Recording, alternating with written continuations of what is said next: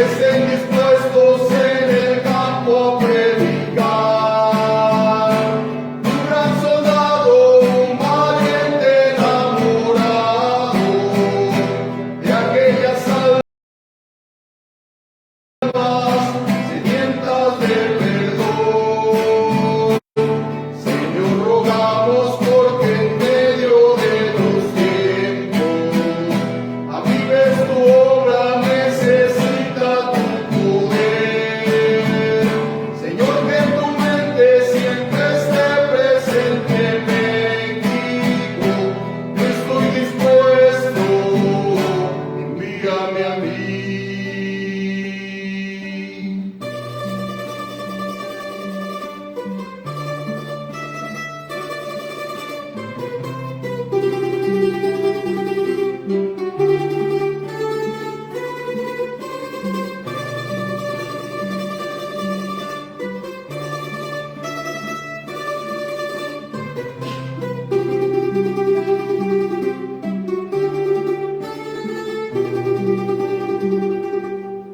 Gente que vive en pecado, va camino a perdición, viven en idolatría.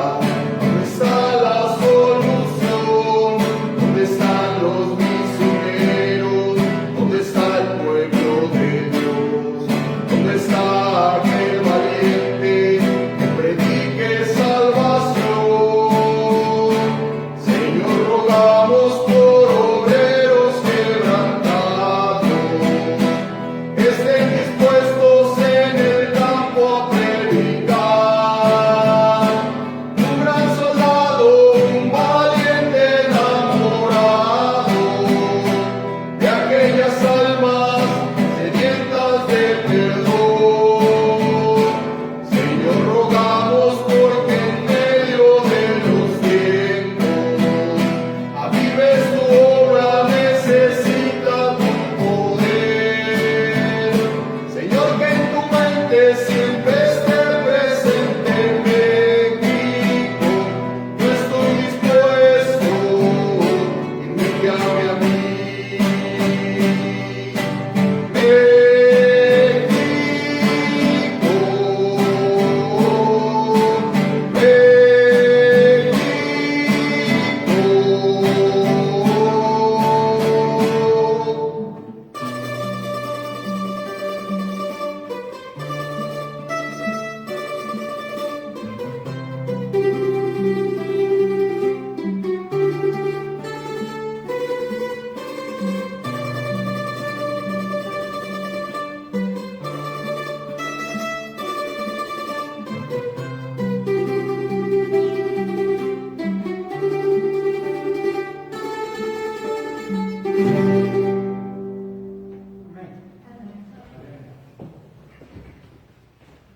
Hermoso canto, hermanos, amén.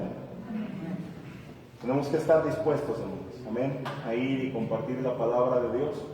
Como veíamos, hermanos, no necesitamos mucha elocuencia, no necesitamos prepararnos en un instituto, solamente necesitamos tener un corazón dispuesto, hermanos, amén. Y eso nos anima a todos. Quiero ahora dejar el tiempo a nuestro hermano Juan, el pastor Juan, para la predicación de la enseñanza.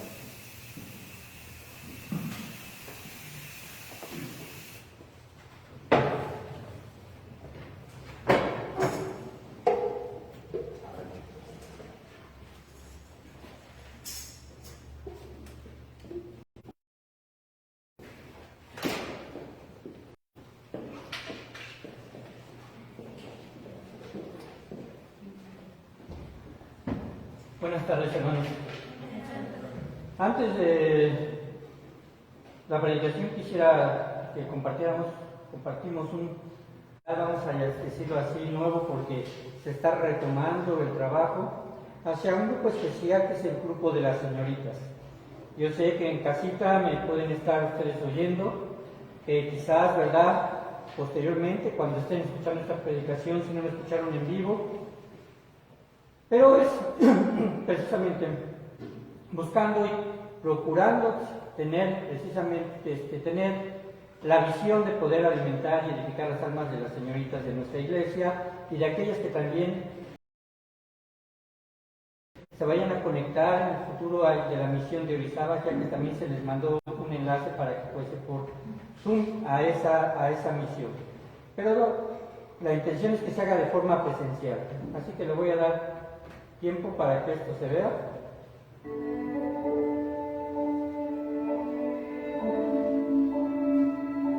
Hola chicas, muy buenos días, me da mucho gusto saludarlas. Este mensaje es para hacerles una invitación. Esta invitación es a las reuniones de señoritas este día 18 de septiembre a las 5 de la tarde, que tienen como nombre Jersey. Mi deleite está en ti. Y bueno, estas reuniones se pretenden cumplir tres propósitos. El primero, pues es glorificar a Dios. El segundo es conocer a la luz de la palabra qué es lo que Dios nos enseña a nosotras como señoritas. Y el tercero es crecer en unidad y en compañerismo, especialmente como señoritas. Nos faltan, las esperamos y les invitamos a que lleguen puntuales a las 5 de la tarde para poder mantener los lineamientos sanitarios que nos indican. Las invitamos. Gracias a Dios. Recuerden, el 18 de septiembre a las 5 de la tarde va a tener iniciar, ¿verdad?, con esa primera reunión de señoritas. Bien, hermanos, ustedes están situados o se situaron, y a lo mejor ya cerraron sus Biblias, en el libro de los Hechos, capítulo número 1. En el libro de los Hechos, capítulo número 1.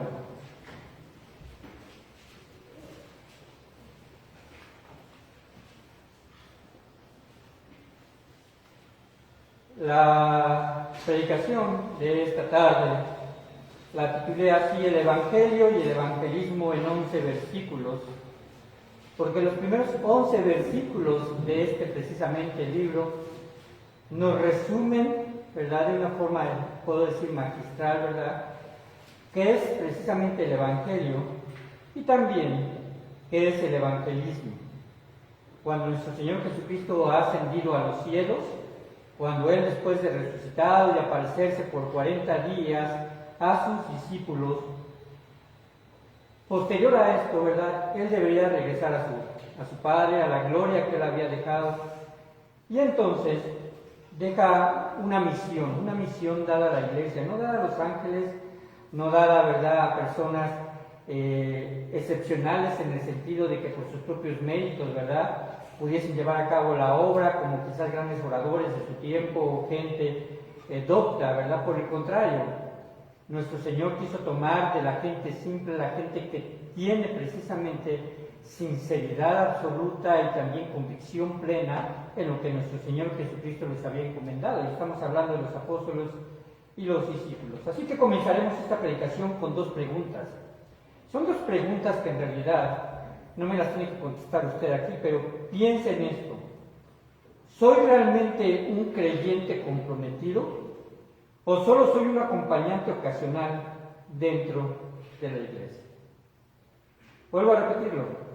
¿Soy realmente un creyente comprometido o solo soy un acompañante ocasional dentro de la iglesia? No voy a contestar por usted, ¿verdad? Usted quizás pueda, a lo mejor ahí, en algún momento, en su aposento, ¿verdad?, en oración, y decir: Señor, creo que estoy más hacia la izquierda que hacia la derecha, o estoy en un punto medio, o quizás estoy un poquito más arriba, ¿verdad?, pero todavía necesito realmente convencerme por lo que yo sé de mi propia vida, si soy un creyente comprometido.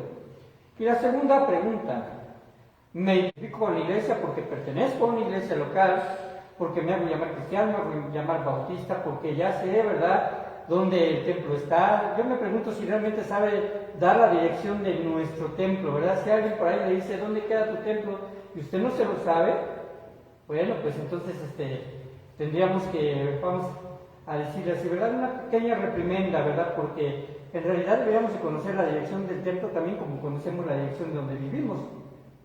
En realidad deberíamos pensar, ¿verdad?, que tenemos nosotros la responsabilidad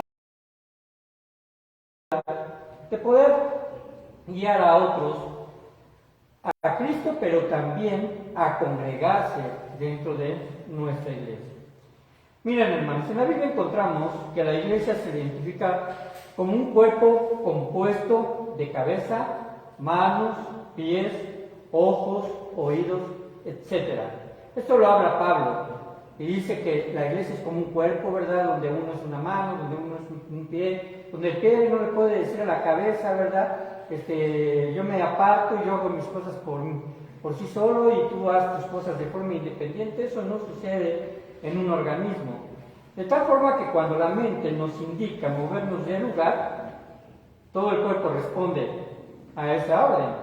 O usted deja un brazo adormido ahí bajo las cobijas cuando el demás, ¿verdad? La demás parte de su cuerpo tiene ganas de desayunar.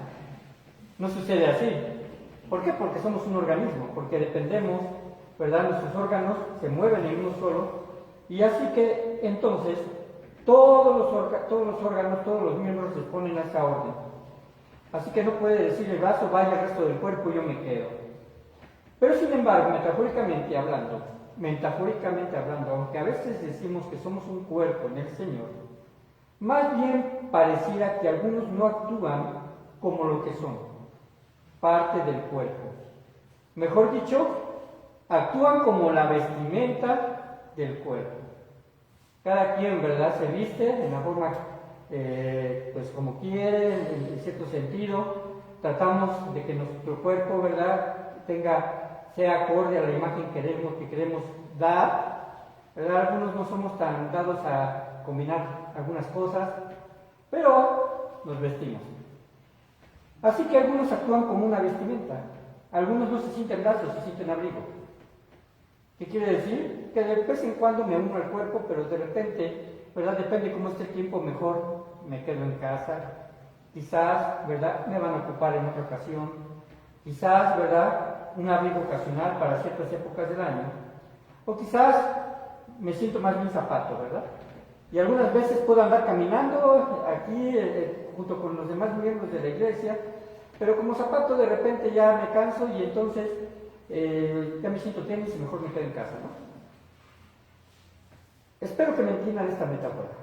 Espero que me entiendan que realmente a veces nuestro actuar es muy superficial en cuanto a la relación que debemos de tener como cuerpo eclesiástico, como iglesia.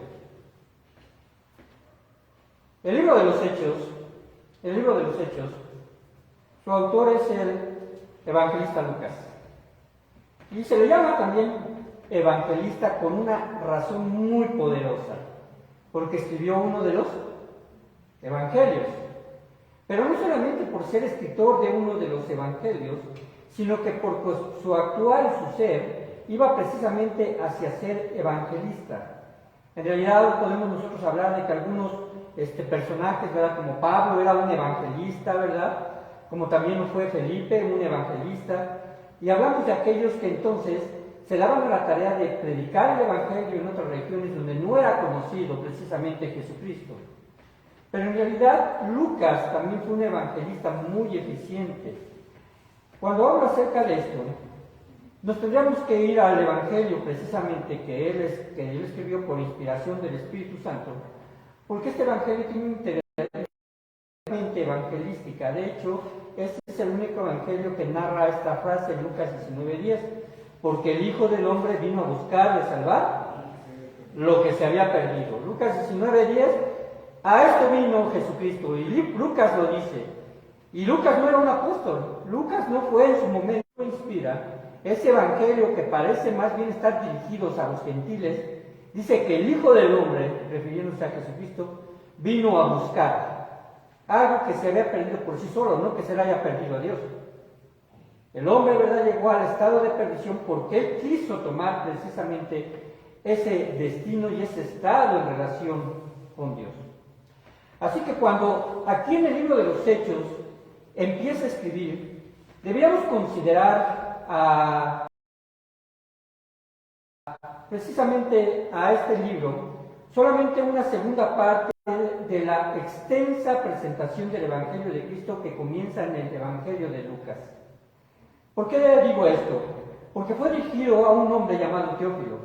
Y si ustedes van precisamente a Lucas capítulo 1, versículo número 1, se menciona a este Teófilo y le dice que Lucas siendo, ¿verdad?, un investigador exhaustivo de las Escrituras, pero sobre todo, vamos a decirlo así, documentarse, ¿verdad?, a través de las palabras que muy seguramente recibió de Pedro, con respecto a nuestro Señor Jesucristo. Entonces él dice que va a procurar escribirle todas las cosas de forma ordenada y diligente. De forma ordenada y diligente. Así que nos introduce después en este libro, en los primeros versículos del capítulo número 1 de los Hechos, y dice así en el versículo 1: en el primer tratado, se está refiriendo al Evangelio de Lucas, en el primer tratado, oh Teófilo, hablé acerca de todas las cosas que Jesús comenzó a hacer y a enseñar. Comenzó Jesús a hacer y a enseñar. En realidad, hermanos, si no tuviésemos que por medio, ¿verdad?, el Evangelio de Juan antes del libro de los Hechos, estaría pues pegado a Lucas, ¿verdad? Y podría ser una lectura, vamos a decirlo así, secuencial, con un orden muy, muy, muy interesante.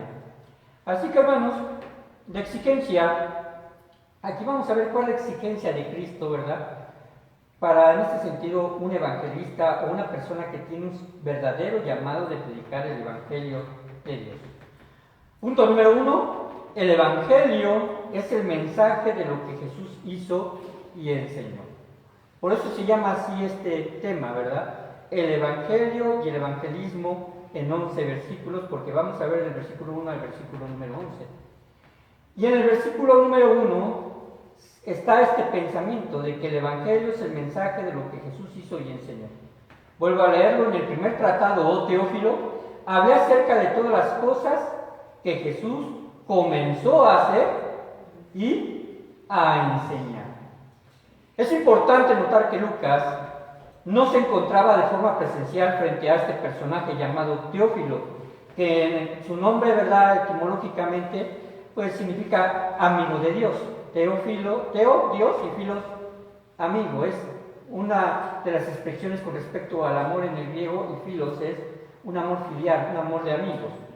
Así que algunos escritores han dicho que en realidad no le escribe a una persona, sino le escribe a todos aquellos creyentes que se consideran amigos de Dios. Es muy bonita la idea, pero en forma muy personal yo creo que no es así, porque en realidad está precisamente dirigiéndose a alguien en el libro de Lucas de forma muy personal. Y en secuencia con el libro de Hechos, estamos entonces llegando a la deducción de que Lucas, ¿verdad?, tuvo este compromiso muy presente, y nuestro Dios lo quiso ocupar inspirándolo para que por medio de estos dos tratados, estas dos extensas cartas, porque en realidad eso fueron, ¿verdad?, llegasen a su destino para enseñarle a Teófilo lo que está diciendo en este versículo, todas las cosas que Jesús comenzó a hacer y a enseñar. Y si Teófilo fue una persona responsable de leer el primer tratado, entonces sabía lo que Jesús había hecho y había enseñado, porque ahí en Lucas se resume de forma muy detallada, incluso con aspectos, ¿verdad?, de su nacimiento de Jesucristo que no se mencionan en los otros evangelios, hasta el momento en que nuestro Señor Jesucristo resucita. Así que, hermanos, él escribe estos dos libros. Como me refería a Lucas, por ejemplo, 1:4, no lo busquen, se refiere a Teófilo y le dice esto, y es el propósito de haberle también enviado el Evangelio, para que conozcas bien la verdad de las cosas en las cuales has sido instruido. De las cosas de las cuales has sido instruido. Esto nos lleva a deducir que Teófilo había escuchado el testimonio del Evangelio. Y ahora él, como todo cristiano que deberíamos ser, con una hambre verdadera de conocer más de Jesús, entonces recibe estos dos tratados. Yo creo que esto fue una tremenda bendición, que ya una vez, ¿verdad?, que nuestro Dios permitió, inspirando a Lucas, que estuviesen registrados, fuera para cada uno de nosotros. Así que, hermanos, entonces podemos entender a partir de este primer versículo qué es lo que se trata el Evangelio, de las cosas que Jesús hizo y de las cosas que Jesús enseñó. Este es precisamente el espíritu de compromiso que todo cristiano debería de tener. Presentar el Evangelio de una forma detallada a quien demande razón de nuestra fe. A quien demande razón de nuestra fe. Presentar el Evangelio de una forma detallada. Voy a leer esta porción de Lucas.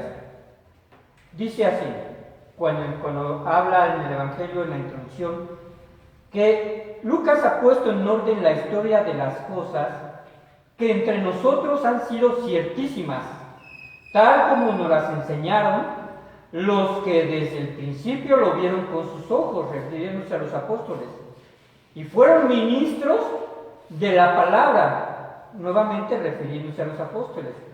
Y entonces él, cuando hace esta, vamos a decirlo así, esta documentación de forma cronológica y ordenada, entonces dice Lucas, me ha parecido también a mí, después de haber investigado con diligencia todas las cosas desde su origen, entonces enseñárselas a Teófilo.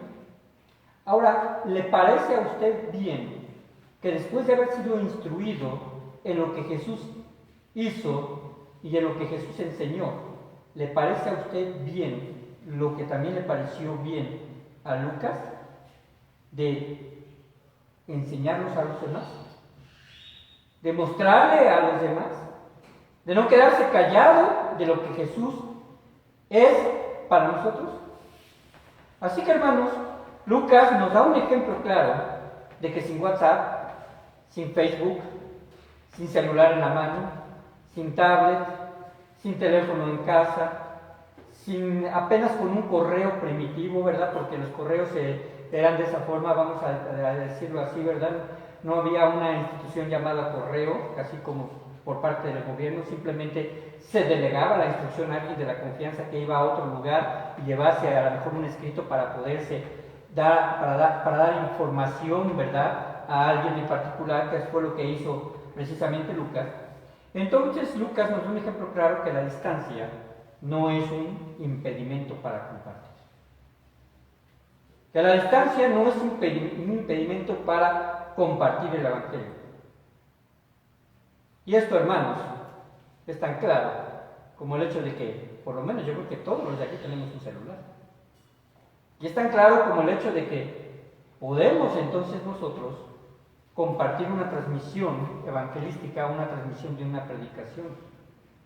Podemos compartir el Evangelio quizás en un tratado escrito, o dar consuelo a una persona que está a lo mejor pasando por una situación difícil de crisis emocional. Y por medio de un mensaje de voz, que me estoy aprendiendo los términos cada vez más, ¿verdad? Por medio de un mensaje de voz, decirle, ¿sabes qué? Dios te ama y te quiere dar una oportunidad de cambio. Porque ese es el Evangelio, es una oportunidad de cambio. ¿Qué otra cosa podemos observar en el versículo 2 y 3? Dice el versículo número 2 y 3, recibido arriba, después de haber dado mandamientos por el Espíritu Santo a los apóstoles que había escogido, a quienes también, después de haber padecido, se presentó vivo con muchas pruebas indivitables, refiere a algo que no puede negarse, a algo que es incuestionable y que es completamente seguro. Es algo que no podemos ponerlo en un ámbito de duda. Porque presentó pruebas indubitables ¿de qué? De su resurrección. Así que el punto número 2, el poder del Evangelio radica en la realidad de la resurrección. El poder del Evangelio radica en la realidad de la resurrección.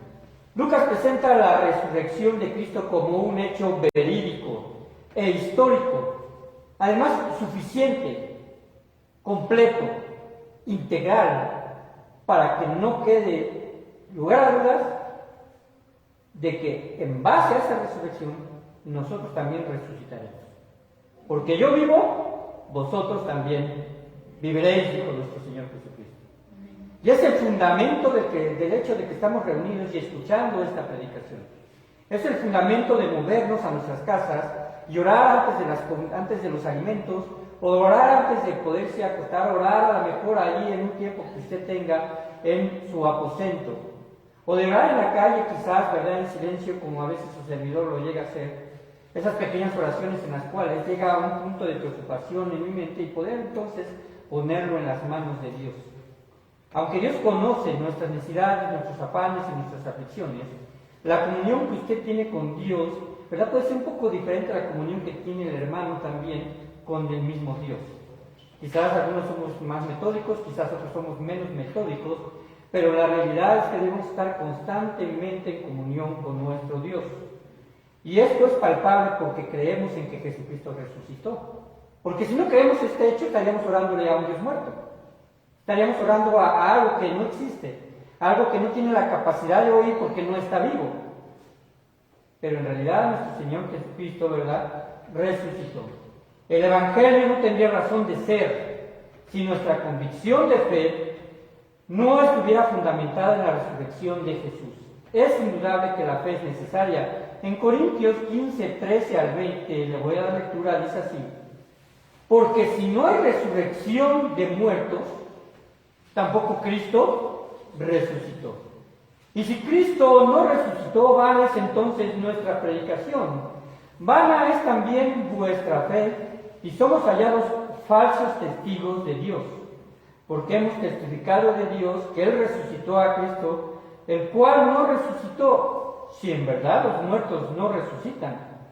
Porque si los muertos no resucitan, tampoco Cristo resucitó. Y si Cristo no resucitó, vuestra fe es vana, aún estáis en vuestros pecados. Entonces también los que durmieron en Cristo perecieron, es decir, no tienen esperanza. Si en esta vida solamente esperamos en Cristo, somos los más dignos de conmiseración de todos los hombres. Pero termina con esta sublime frase: mas ahora Cristo ha resucitado de los muertos, primicias de los que durmieron es hecho. Esta última frase que dice Pablo, ¿verdad?, tira toda esa argumentación de que Cristo no había resucitado y que en ese momento había gente que estaba declarando eso, cuando en realidad la multitud de testigos que hubo durante esos 40 días sobrepasaron más del 500,000.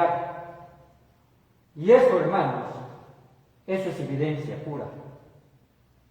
Eso es convicción.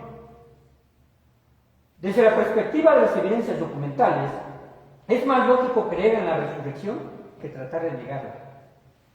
Porque no se puede, en realidad, tener evidencias de algo que no puede ser comprobado, porque el cuerpo de Cristo no está en la tumba. Porque el cuerpo de Cristo, ¿verdad?, al ser resucitado, ascendió a los cielos, y es imposible que haya una evidencia de esa magnitud por algo que no existe en una tumba. Así que el cuerpo sin vida de Jesús, hermanos, no existe en esa plancha. Sus lienzos que le ataban fuertemente para embalsamarlos quedaron precisamente vacíos después de que nuestro Señor Jesucristo resucitó. Las mujeres que llevaban ungüentos, aceites y plantas aromáticas para ungirle, como se unge tradicionalmente a un muerto en ese tiempo y en esa cultura, tuvieron que regresar con esos elementos. Se lo gastaron, ¿verdad?, y muy bien gastados, por decirlo así, aunque no los usaron, ¿verdad? No hubo un pesar de ellos por el costo, hubo una alegría por el evento de no haber tenido que usar eso en un cuerpo que ellas habían considerado muerto, pero que al llegar a la tumba, ¿verdad?, se les aparecen los ángeles, posteriormente el Señor Jesucristo a María Magdalena. ¿Y por qué buscáis entre los muertos al que vive?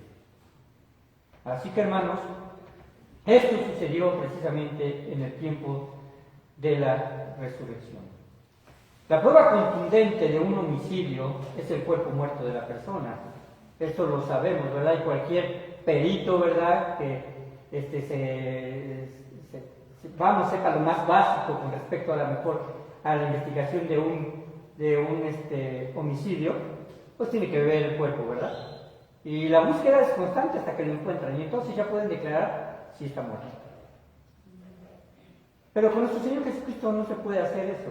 No lo pudieron hacer en ese momento. No pudieron mostrar el cuerpo como evidencia. Esto resultó ser imposible porque, hermanos, si Jesús vivía, su cuerpo mortal se transformó en un cuerpo glorificado, ya que el hombre no podía jamás dar muerte a un cuerpo ya con esas características divinas. Nosotros tenemos un cuerpo glorificado y tenemos características, ¿verdad?, que nuestro Señor Jesucristo las pone en el aspecto de lo inmortal. Lo mortal se vestirá de inmortal, dice en Corintios. Y para que eso suceda tendremos que morir. O el Señor venir por nosotros antes, ¿verdad? Así que, hermanos, aquí está resumido, ¿verdad?, lo que es el Evangelio. Lo que Jesús hizo y enseñó. Pero lo que Jesús, ¿verdad?, mostró a partir de su resurrección. Y esta evidencia ha permanecido viva. Es el testimonio de millones de personas transformadas, los cuales creemos en la resurrección.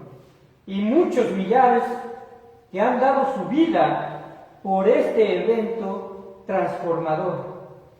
Muestra, hermanos, entonces, que el cristiano y los cristianos, por decirlo de esta forma, ¿verdad?, somos los que tenemos la fe más razonada y evidenciada dentro de cualquier tipo de religión.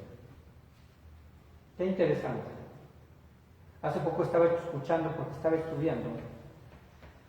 escuchando una conferencia de que actualmente con la ideología de género, ¿verdad?, ellos declaran que los demás somos homofóbicos, que somos homofóbicos, y que ellos tienen una constante presión y, vamos a decirlo así, persecución, aunque vamos a llamarlo así cultural, ¿verdad?, con respecto a esto.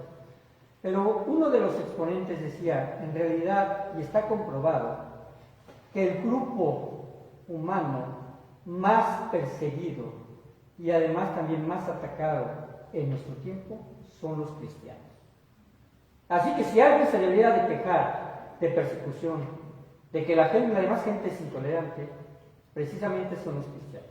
Y basta echar una ojeada a los países musulmanes. Basta echar una ojeada a lo mejor a algunas etnias aquí en México o en Sudamérica. Así que, hermanos, el cristianismo ha perdurado gracias precisamente a esa convicción en la resurrección de nuestro Señor Jesucristo.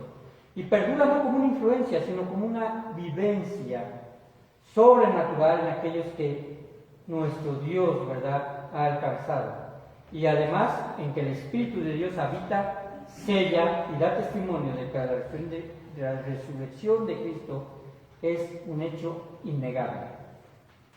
El tercer punto es el versículo 4, el versículo número 8. Dice así, de hecho es 1. Y estando juntos, ¿a quién se refiere cuando les dijo que estaban juntos? A los apóstoles y a los discípulos que en ese momento, ¿verdad?, estaban ahí. Les mandó que no se fueran de Jerusalén. ¿De dónde eran la mayoría de los discípulos y de los apóstoles? De Galilea. Y cuando el Señor Jesucristo resucita, ¿verdad?, les dice que vayan a Galilea. Y en Galilea se presenta Pedro, ¿verdad?, ahí en ese hermoso capítulo del Evangelio de Juan, en el último capítulo, donde dice, ¿me amas más que estos? Y ahí afuera, precisamente de ese gran lago, ¿verdad?, les prepara una cena con un pescado, ¿verdad?, y a las brasas. Qué rico. Y está ahí, y después les da una ordenanza de regresar a Jerusalén. Y ahí en Jerusalén les dice, ahora no se vayan de aquí. No se vayan de aquí, sino que esperasen la promesa del Padre, la cual les dijo que oísteis de mí. ¿Cuál fue esa promesa? El Espíritu Santo. Porque Juan ciertamente bautizó con agua, mas vosotros seréis bautizados con el Espíritu Santo dentro de no muchos días. Entonces los que se habían reunido le preguntaron, diciendo, Señor, ¿restaurarás el reino a Israel en este tiempo? ¿Cuál era la preocupación de los apóstoles y de los discípulos? No era el hecho de que la promesa llegara, sino sí el reino se habría de restaurar en ese tiempo, pensando en que Dios todavía, ¿verdad? Nuestro Señor Jesucristo, ¿verdad? Les diese la bendición de que el Imperio Romano no los juzgara más, ¿verdad? Y que el reino de Dios fuese implantado allí en Jerusalén. Pero entonces les dijo: no os toca a vosotros saber los tiempos o las sazones que el Padre puso en su sola potestad. Pero recibiréis poder cuando haya venido sobre vosotros el Espíritu Santo, y me seréis testigos en Jerusalén, en toda Judea, en Samaria y hasta lo último de la tierra. Esa frase donde dice el versículo 7, no os toca a vosotros saber los tiempos o las sazones, como que a veces me da la idea de que como seres humanos o cristianos somos muy intencionados a querer que Dios nos dé razones de lo que Él ha de hacer. A pedirle al Señor: ok, yo lo hago, pero contéstame estas preguntas. ¿Por qué así y por qué no así? ¿Por qué, verdad? Nuestro Señor Jesucristo no son de los que ponen una mesa redonda y una lluvia de ideas, ¿no? A ver a quién se le ocurre la mejor forma, el mejor esquema, o la mejor logística de trabajo. Nuestro Señor Jesucristo dijo: así es. Dios prometió su Espíritu Santo, y es por eso que podemos confiar que al evangelizar, oigan esto, por medio del Espíritu Santo podemos confiar que al evangelizar los resultados en el corazón del hombre los da el mismo Espíritu Santo. Entonces, ¿qué le toca a usted? Hablar el Evangelio, de lo que Jesús hizo, de lo que Jesús enseñó y de la resurrección de su propio cuerpo. La resurrección de nuestro Señor Jesucristo. Ahí está el Evangelio. ¿Qué fue lo que Jesús hizo? ¿Qué fue lo que Jesús enseñó? Y en base a esa enseñanza, ¿cuál fue el resultado de la resurrección de nuestro Señor Jesucristo? Cumpliendo lo que Él había enseñado. Así que su preocupación de los discípulos era otra. Pero la indicación del Señor con respecto a esa preocupación que tenían los discípulos era mejor lo siguiente: que sean testigos. No os toca a vosotros saber los tiempos o razones que el Padre puso en su sola potestad, pero recibiréis poder cuando haya venido sobre vosotros el Espíritu Santo. Y entonces, ¿cuál es precisamente su encomienda? Que seamos testigos. El diablo usurpa conceptos bíblicos para introducirlos en ideologías, en filosofías, en religiones falsas. Porque en realidad el decir testigos de Jehová es una afirmación para los cristianos, no para los falsamente llamados testigos de Jehová. Porque en realidad nosotros somos testigos. ¿Testigos de qué? Vuelvo a repetir: de lo que Jesús enseñó, ¿verdad? Lo que hizo, enseñó, y de su resurrección. Y el ser testigo es alguien que debe demostrar evidencias y pruebas palpables de lo que él cree y sabe. Eso es un testigo en una corte. Alguien que pudo precisamente ver un acontecimiento que puede condenar a una persona o puede causarle su libertad por su inocencia, porque hubo un testigo. Así que, hermanos, nosotros debemos de tener una preocupación más que preguntas. Una preocupación genuina de que debemos ser testigos en Jerusalén, Judea, en Samaria y hasta el último de la tierra. Metafóricamente hablando, aquí estamos en Patruca, nuestra Judea. ¿Cuál sería? El estado de Hidalgo. Nuestra Samaria, la República Mexicana, y hasta el último de la tierra, las demás naciones. Hay un orden, y aquí podemos entender precisamente el esquema de evangelizar.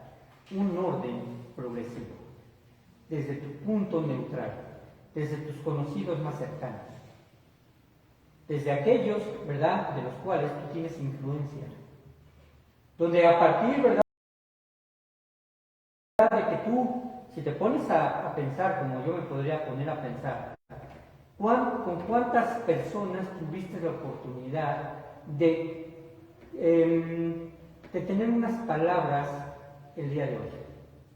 De haber tenido un contacto y no solamente le diste buenos días, sino le hablaste del clima, y que es una ventana abierta para hablarles del Evangelio. Es algo para decirles, ¿verdad? ¿Sabes qué? En este momento a lo mejor ella o él me dicen: pues ahorita no tengo tiempo, dime cuándo tienes tiempo y yo te echo una llamada. Dime si puedo pasar a visitar. Dime si tu tiempo corresponde al domingo y ven y aquí vas a escuchar lo que yo creo.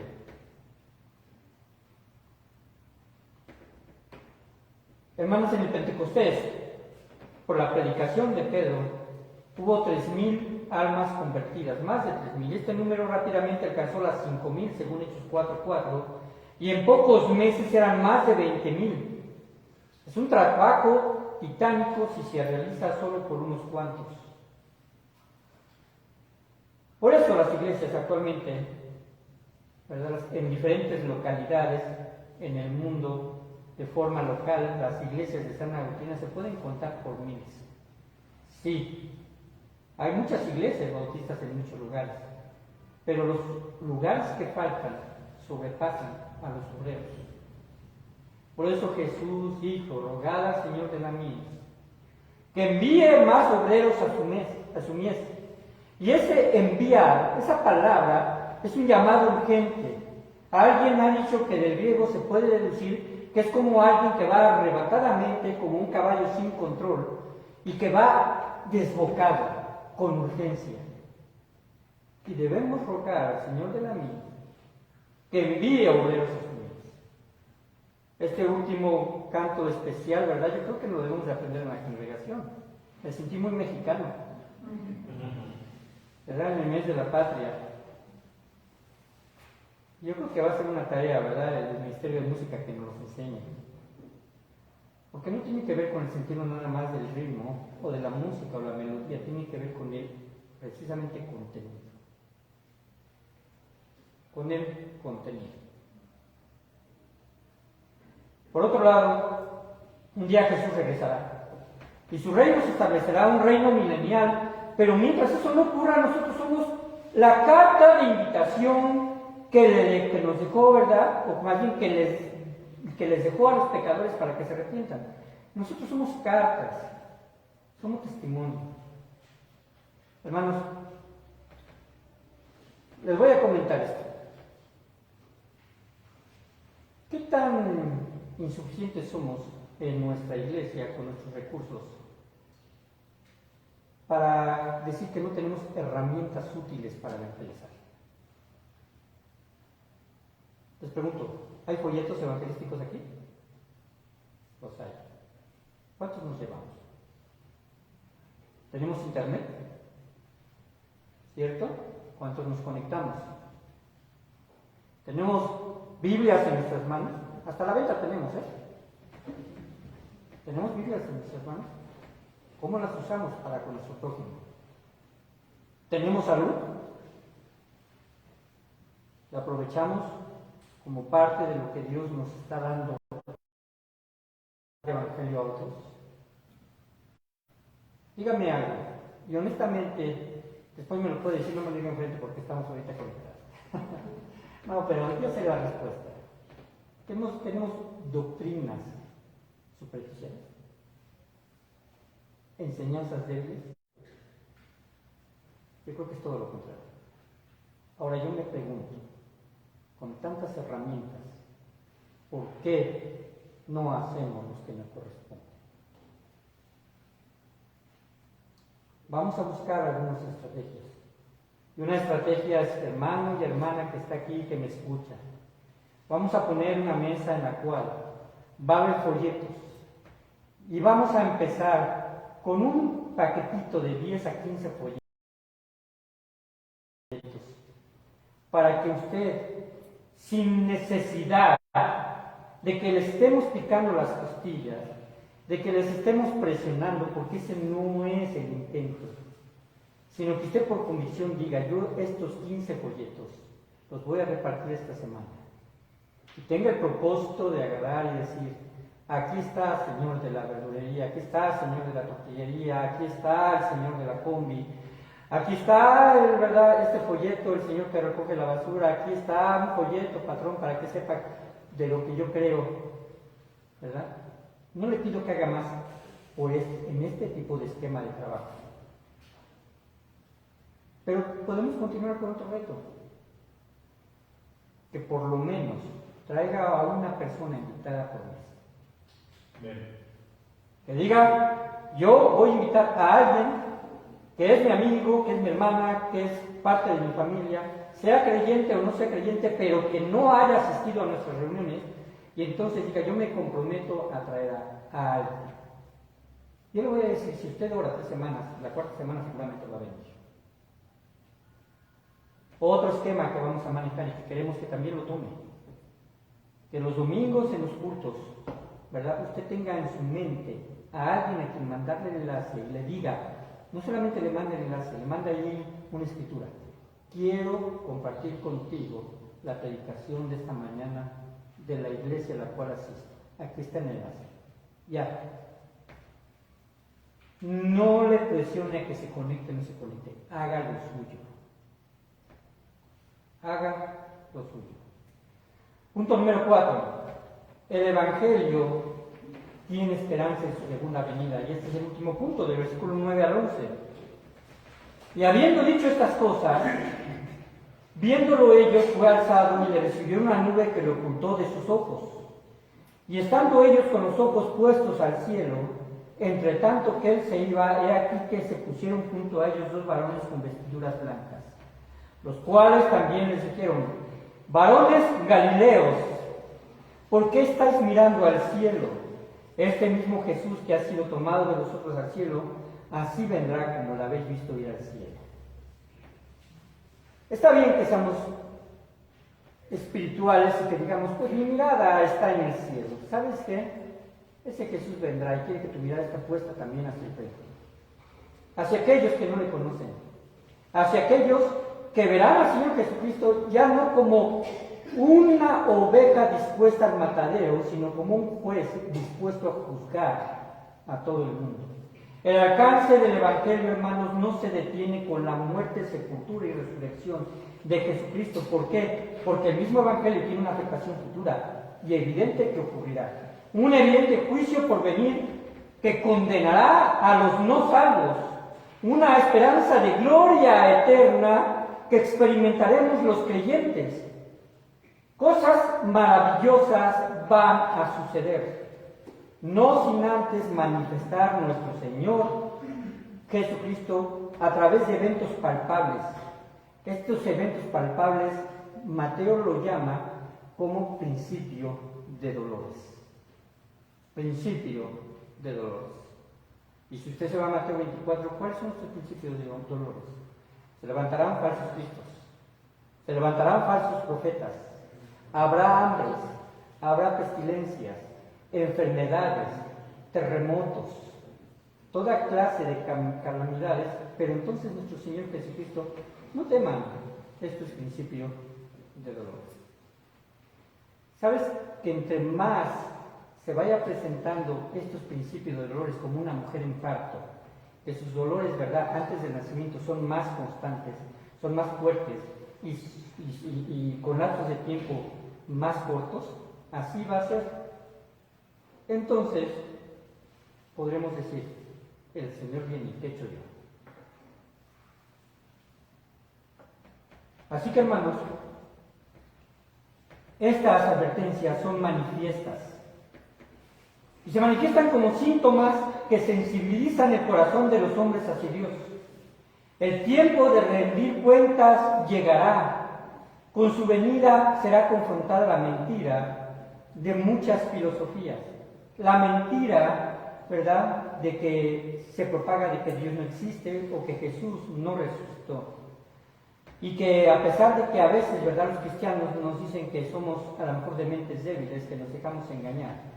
En realidad, hermanos, al final el Señor separará el trigo de la cizaña. Pondrá a su mano derecha a las ovejas y a su mano izquierda a los cabritos.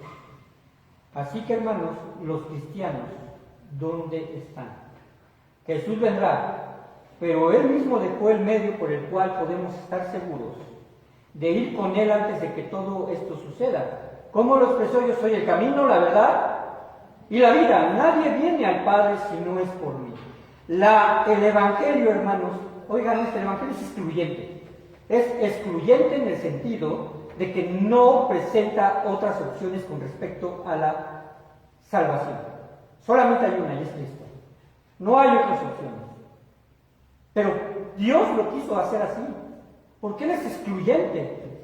Porque en realidad lo que dará a los hijos, a sus propios hijos, son cosas que no entendemos, ni siquiera podemos percibir. La comprensión que tenemos ahorita humanamente está tan limitada que no sabemos la gloria que nos espera.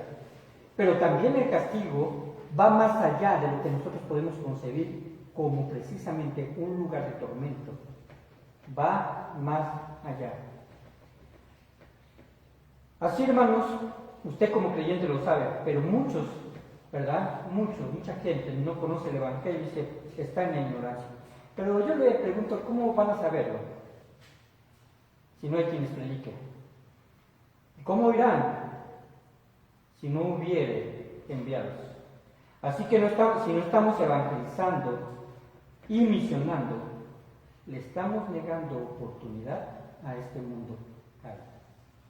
Le está quitando oportunidad a las personas de reconocer su pecado y tener precisamente la salvación que no le costó a usted, que le costó a nuestro Señor. Así que, hermanos, el viaje de muchos hacia el encuentro con Dios corre rápidamente, ¿eh?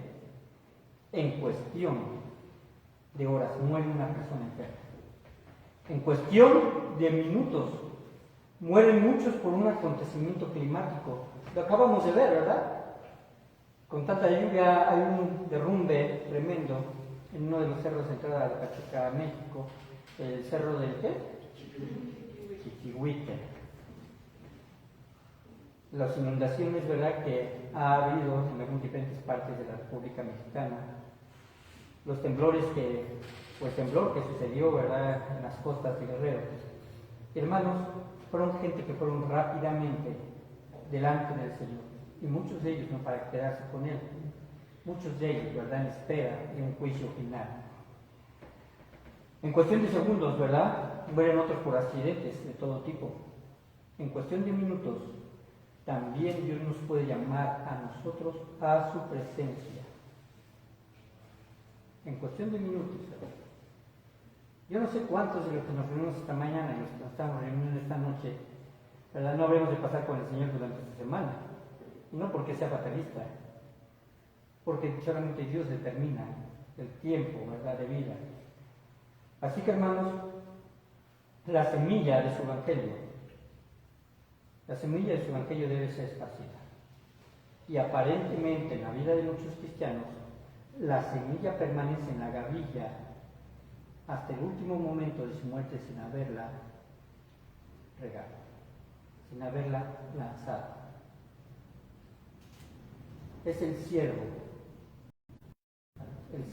negligente, el siervo desobediente, que tenemos en nuestras manos las herramientas necesarias, pero no las usamos.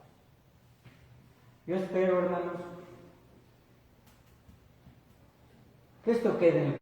Quizás algunos enseñen más que otros la palabra de Dios, pero en realidad nunca va a ser suficiente en el sentido de llegar a pagar el costo tremendo de la salvación que tenemos. Quedamos cortos. Pero Dios no nos exige, ¿verdad?, vamos a decirlo así, que saldemos la deuda, ¿verdad?, del sacrificio de Cristo, porque Él la dio por gracia. Pero sí exige algo. Exige nuestro trabajo, nuestro tiempo. Yo no le estoy pidiendo que se convierta en misionero, propiamente hablando de tiempo completo. Sea un evangelista de casa, un evangelista de la calle, un evangelista del salón de clases, de su propia familia. Y demos gloria a Dios por aquellas almas que puedan ser sensibles al arrepentimiento y a la salvación por gracia que nuestro Señor Jesucristo les está ofreciendo. Vamos a orar. Padre bendito Señor, lo más sensato es pedirte perdón en este momento por las cosas que hemos dejado pasar con relación al Evangelio. Y Padre Santo, tener un compromiso, una convicción de que el día de mañana no seré igual No seré tímido para predicar. No seré negligente para no regalar un proyecto. No me quedaré callado ante aquellos en los cuales vea la oportunidad de predicar. Ha sido tan bueno que a veces traes a las personas de forma voluntaria, sin ninguna invitación, hasta estas instalaciones, buscando consejería, buscando una palabra de Dios. Y Padre bendito, tú lo haces porque mi Dios, tu Espíritu Santo está trabajando en el corazón de nosotros. Pero mi Dios, ¿qué de nosotros? ¿Qué de aquellos que salen a trabajar? ¿Qué de aquellos que salimos a alguna tienda departamental, a un banco, a una gasolinera, a quizás, ¿verdad?, llevar a alguno de nuestros hijos a la escuela si es que se están reuniendo? Pero siempre tenemos oportunidad. En realidad no estamos tan aislados, más bien estamos fríos o tibios, que es peor. Señor, ayúdanos, Padre bendito, a poder, Señor, tomar precisamente las armas que tú, Señor, nos provees. Y gracias, Señor, porque tú nos salvaste. No podemos pagar eso. Ahora, Señor, permítenos tener la bendición de ver nuestra iglesia crecer en los próximos meses. No va a ser fácil porque Satanás se va a oponer seguramente. No va a ser sencillo porque vamos a estar batallando con preocupaciones y afanes. Pero mi Dios, ayúdanos, Padre Santo, a comprender que tú, quien suples todo para nuestras necesidades y nuestro sustento, estás esperando una respuesta inmediata para que, Padre Santo, tu evangelio sea propagado porque tu venida está cerca. Y en el nombre de Jesús te damos toda la honra y la gloria por este tiempo de esta semana. Y es una semana que queremos que se extienda a un mes, de un mes a un año, y de un año, quizás, Señor, a una centuria. Si en tu voluntad está, Padre Santo, de que, pues, tu venida, Señor, sea tan lejana. Pero, Padre, deseamos que no nos encuentres con las manos vacías. Y te damos toda la honra y la gloria. Despide a mis hermanos y llévalos a sus casas y bendice a aquellos que están también por las transmisiones. Padre bendito, ayúdanos a ser obedientes. Amén. Bien, hermanos, va a haber una participación especial, ¿verdad?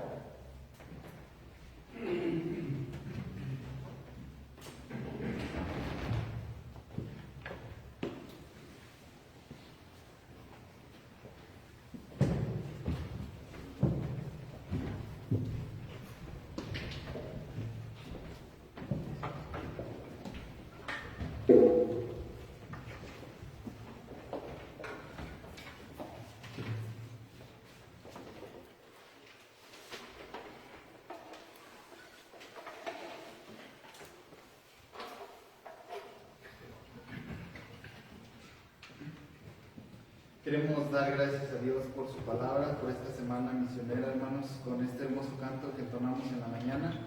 Y pues queremos que sea de bendición a sus vidas, al igual que la puedan en nuestras vidas. Y se titula Recuerda.